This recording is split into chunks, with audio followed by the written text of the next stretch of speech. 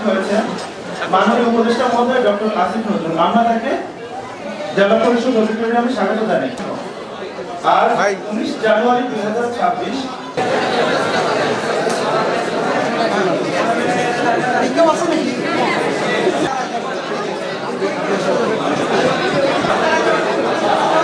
আমরা এসেছি গণভোটের কথা বলতে। তার আগে আপনাদেরকে একটা জিনিস জিজ্ঞেস করি, আপনারা এখানে যারা উপস্থিত আছেন, আপনারা ফ্যাসিস্ট শাসন আমলে আপনারা কি ভোট দিতে পেরেছিলেন? পারেন নাই।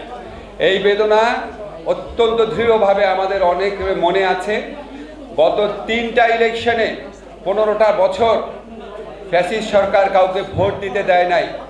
একবার করেছে রাতের ভোট, একবার করেছে প্রতিদ্বন্দ্বী ছাড়া একক ভোট, আরেকবার করেছে আপনার আমি দামির একটা ভুয়া ভোট।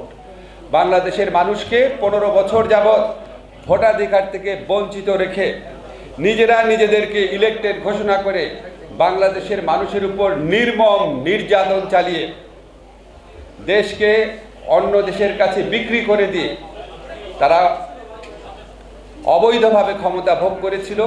আজকে জুলাই গণ অভ্যুত্থানে আমাদের ছাত্র জনতার অসীম আত্মত্যাগী ভূমিকার কারণে আমরা একটা নতুন সময়ে উপস্থিত হয়েছি, যেখানে আমাদের ভোট দেওয়ার সুযোগ সৃষ্টি হয়েছে। এই সুযোগ কোনোভাবেই হারানো চলবে না।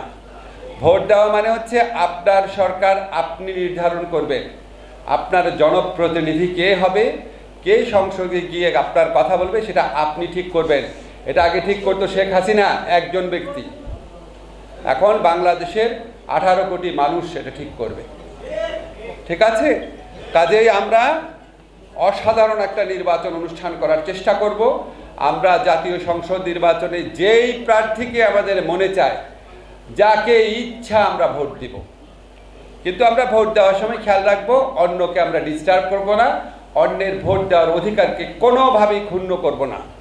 অন্যকে যদি ভোট দিতে বাধা দেন বা ক্ষুণ্ণ করেন, তাহলে আপনি শেখ হাসিনা হয়ে গেলেন। আমরা কি কেউ শেখ হাসিনা হতে চাই? কাজে আমরা সবার ভোটাধিকারও উন্মুক্ত রাখবো। এবার গণভোটের প্রসঙ্গে আপনাদের কিছু কথা বলি। আপনারা এটা খুব ভালো করে মনে রাখবেন। এইবারে নির্বাচনে 2টা ঐতিহাসিক ঘটনা ঘটছে। একটা হচ্ছে প্রথমবারের মতো প্রবাসী ভাইরা ভোট দিতে পারছে। সেকেন্ড হচ্ছে প্রথমবারের মতো জাতীয় নির্বাচন এবং গণভোট একসাথে অনুষ্ঠিত হচ্ছে। গণভোটটা কি এবং কেন? দেখেন, আমরা যখন দায়িত্ব গ্রহণ করেছিলাম জুলাই গণ অভ্যুত্থানের পর, আমরা বলেছিলাম আমাদের 3টা প্রধান কাজ।